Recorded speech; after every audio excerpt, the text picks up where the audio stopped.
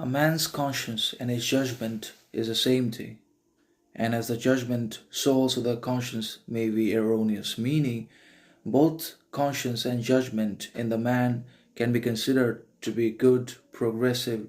authentic, and they can also be regarded as more important, significant, relevant,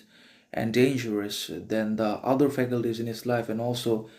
than the other possessions, relationships, friendships, wealth, riches, education. Because when the conscience and judgment are grounded, good, authentic, virtuous, and when they are regulated and backed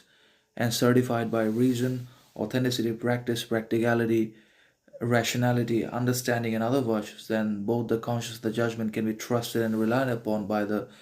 man himself, because they are almost always going to work and lead into and result in progress, success, ambition, fulfillment, contentment, and success of relationships, friendships, etc. But when the conscience and the judgment both are eroded, corroded because of lack of knowledge, experience,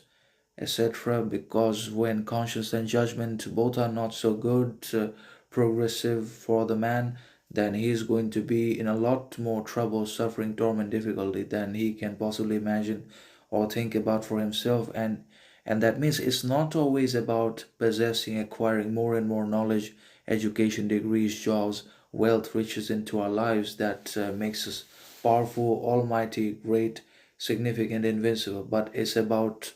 the achievement of mastery over our possessions, and the discipline, modesty, moderation of all our actions, attitudes, behaviors, as well as over what we have and acquire, that makes us great, that it makes us mighty, and that defines us, is about not being controlled, governed, led by our possessions. Even if it's knowledge, reason, intellect,